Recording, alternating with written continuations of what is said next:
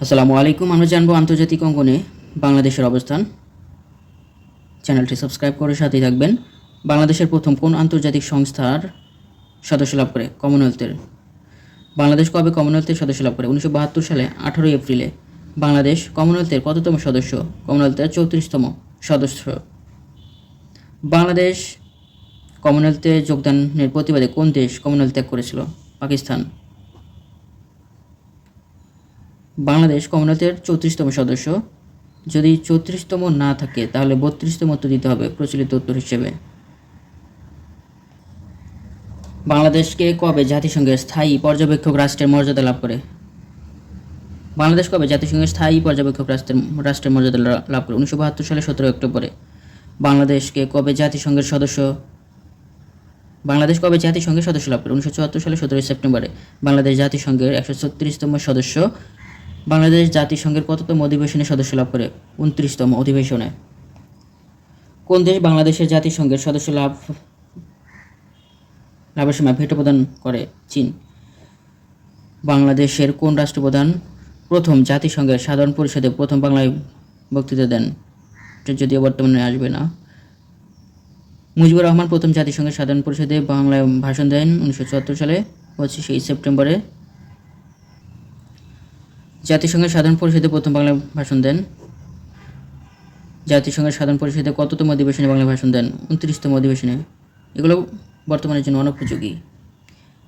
বাংলাদেশে মুজিবুর রহমান ইসলামী সহযোগিতা সংস্থা ওআইসি এর কততম শীর্ষ সম্মেলনে প্রথম যোগদান করেন? পাকিস্তানের লাহোরে অনুষ্ঠিত দ্বিতীয় সম্মেলনে। ওআইসির দ্বিতীয় শীর্ষ সম্মেলন অনুষ্ঠিত হয় 22 থেকে 24 ফেব্রুয়ারি 1974 সালে। তবে 22 ফেব্রুয়ারি 1974 সালে পাকিস্তান বাংলাদেশকে স্বাধীন দেশ হিসেবে স্বীকৃতি দিলে মুজিবুর রহমান 23 ফেব্রুয়ারি 1974 সালে উক্ত সম্মেলনে যোগদান করেন এবং 24 ফেব্রুয়ারি 1974 সালে সম্মেলন শেষ করে তারপর দেশে ফেরেন। বাংলাদেশ ইসলামী সহযোগিতা সংস্থা ওআইসি এর কততম সম্মেলনে সদস্য লাভ করে? পাকিস্তানের লাহোরে অনুষ্ঠিত দ্বিতীয় শীর্ষ সম্মেলনে। বাংলাদেশ কবে ইসলামী সহযোগিতা সংস্থা অর্থাৎ ওআইসি এর সদস্য লাভ করে? 1974 সালে 23 ফেব্রুয়ারিতে। বাংলাদেশ ইসলামী সহযোগিতা সংস্থা ওআইসি এর কততম সদস্য? ওআইসির 32তম সদস্য। কমনওয়েলথেরও 32 বা 34তম সদস্য। বাংলাদেশ কমনওয়েলথের 34তম সদস্য। ইউনেস্কোর কততম অধিবেশনে 21 ফেব্রুয়ারিকে আন্তর্জাতিক মাতৃভাষা দিবস হিসেবে ঘোষণা করে? প্যারিসে অনুষ্ঠিত ইউনেস্কোর 30তম অধিবেশনে বাংলাকে আন্তর্জাতিক মাতৃভাষা হিসেবে ঘোষণা করে। ভিডিওটি ভালো লাগলে অবশ্যই একটি লাইক দিবেন। ইউনেস্কো 21 ফেব্রুয়ারিকে আন্তর্জাতিক মাতৃভাষা দিবস হিসেবে ঘোষণা করে 1999 সালে 17 নভেম্বরে। 21 ফেব্রুয়ারিকে আন্তর্জাতিক মাতৃভাষা দিবস হিসেবে প্রথম পালন করা হয় 2000 সালে। জাতিসংঘের সাধারণ পরিষদ 21 ফেব্রুয়ারিকে আন্তর্জাতিক মাতৃভাষা দিবস হিসেবে পালনের সিদ্ধান্ত গৃহীত হয় 2010 সালের 21 অক্টোবর 65তম অধিবেশনে। জাতিসংঘের সাধারণ পরিষদে 21 ফেব্রুয়ারিকে আন্তর্জাতিক মাতৃভাষা দিবস হিসেবে পালনের সিদ্ধান্ত গ্রহণ হয় 2010 সালে 21 অক্টোবর 65তম অধিবেশনে। সুন্দরবনকে বিশ্ব ঐতিহ্য বা ওয়ার্ল্ড হেরিটেজ হিসেবে ঘোষণা করে ইউনেস্কো। ইউনেস্কো কবে সুন্দরবনকে বিশ্ব ঐতিহ্য বা ওয়ার্ল্ড হেরিটেজ হিসেবে ঘোষণা করে? 1997 সালের 6 ডিসেম্বরে। ইউনেস্কো সুন্দরবনকে কততম বিশ্ব ঐতিহ্য বা ওয়ার্ল্ড হেরিটেজ হিসেবে ঘোষণা করে? 798তম হিসেবে। বাংলাদেশকে নিম্ন মধ্যম আয়ের দেশ হিসেবে স্বীকৃতি দিয়েছে বিশ্বব্যাংক। বিশ্বব্যাংক কর্তৃক বাংলাদেশ কবে নিম্ন আয়ের দেশ থেকে নিম্ন মধ্যম আয়ের দেশে উন্নতি লাভ করে? 1 জুলাই 2015 সালে। বাংলাদেশকে উন্নয়নশীল দেশ হিসেবে স্বীকৃতি প্রদান করেছে জাতিসংঘ। জাতিসংঘ কবে বাংলাদেশকে স্বল্প উন্নত দেশ থেকে উন্নয়নশীল দেশ হিসেবে স্বীকৃতি দেয়? 16 মার্চ 2018 সালে। জাতিসংঘে বাংলাদেশের স্থায়ী মিশন শুরু হয় 1972 সালে। বাংলাদেশ কবে জাতিসংঘের সাধারণ পরিষদের সভাপতি নির্বাচিত হয়? 86 সালে। বাংলাদেশ জাতিসংঘের সাধারণ পরিষদের কততম অধিবেশনের সভাপতিত্ব করেন? 41তম অধিবেশনের। বাংলাদেশের পক্ষে কে জাতিসংঘের সাধারণ পরিষদে প্রথম সভাপতিত্ব করেন? হুমায়ুন রশিদ চৌধুরী। বাংলাদেশকে কবে জাতিসংঘের নিরাপত্তা পরিষদের সভাপতি নির্বাচিত করেন? 2001 সালে। বাংলাদেশ কবে জাতিসংঘের নিরাপত্তা পরিষদের সভাপতি নির্বাচিত হয়?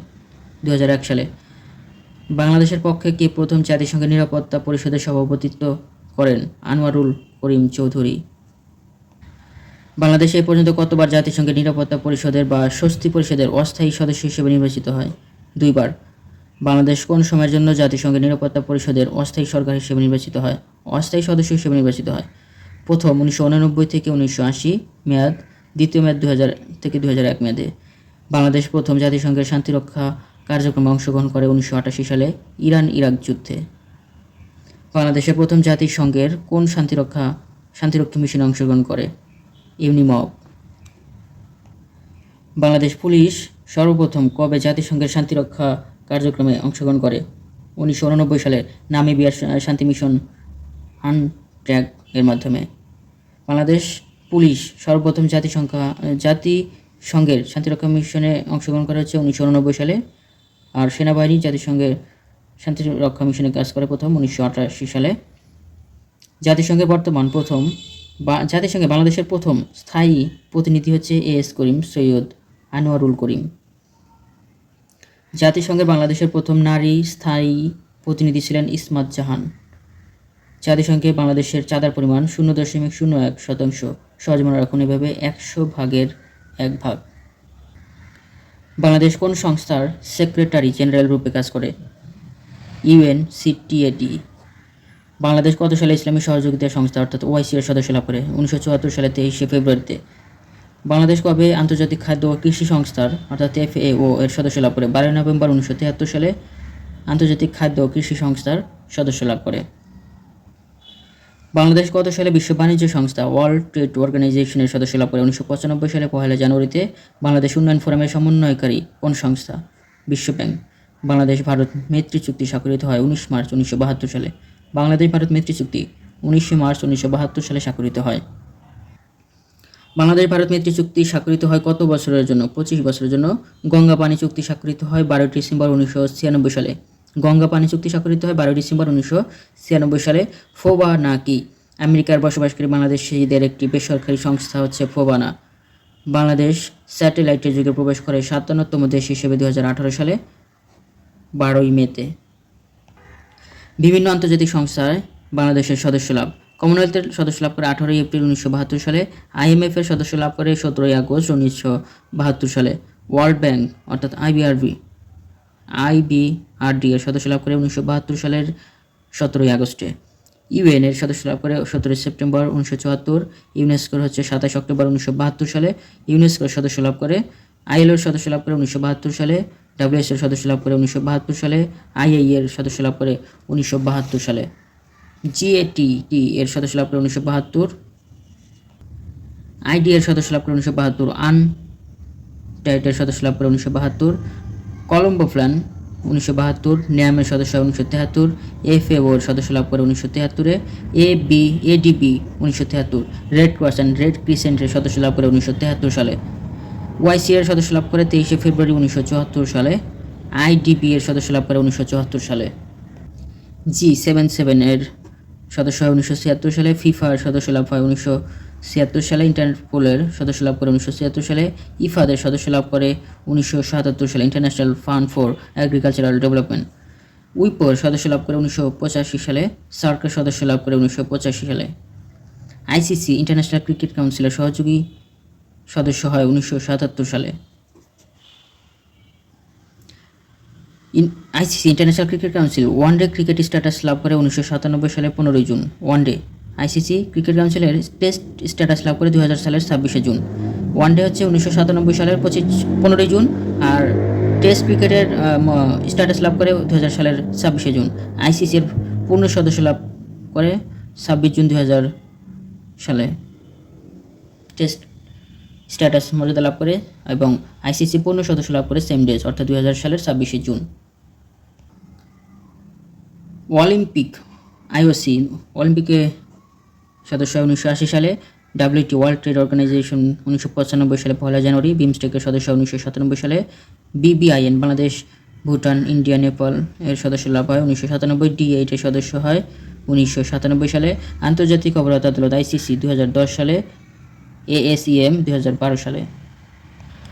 এগুলো ছাড়াও বাংলাদেশ যেসব আন্তর্জাতিক সংস্থার সদস্য লাভ করে: CEDAW AAP অর্থাৎ association of Asian parliamentary for piece, NDB new development bank, AIIB Asian infrastructure investment bank, ADB Asian development bank, ISDB Islamic development bank, SCAP ACU Asian clearing union, ACU জাতিসংঘের আন্তর্জাতিক সংস্থা, স্কাফের অধীনস্থ একটি সংস্থা হিসেবে 1974 সালে প্রতিষ্ঠিত হয় আঞ্চলিক ব্যবসা বাণিজ্য পেমেন্ট সহজ করার জন্য। আফগানিস্তান ব্যতীত সার্কের বাকি 7টি দেশ প্লাস মিয়ানমার ও ইরান সহ মোট 9টি দেশ নিয়ে গঠিত। বাংলাদেশ যেসব আন্তর্জাতিক সংস্থার সদস্য নয় সেগুলো হচ্ছে NATO, OPEC, APEC, ASEAN, BRICS, GCC, Gulf Cooperation Council, G20, G8, OS এগুলোর সদস্য নয়। ধন্যবাদ এতক্ষণ সাথে থাকার জন্য। সকলের জন্য শুভকামনা রইল। আমার জন্য সবাই দোয়া করবেন। ভুল ত্রুটি ক্ষমা সুন্দর দৃষ্টিতে দেখবেন। চ্যানেলটি সাবস্ক্রাইব করে সাথে থাকুন। ভিডিওটি ভালো লাগলে অবশ্যই একটি লাইক দিবেন। সবাই ভালো থাকুন। আসসালামু আলাইকুম।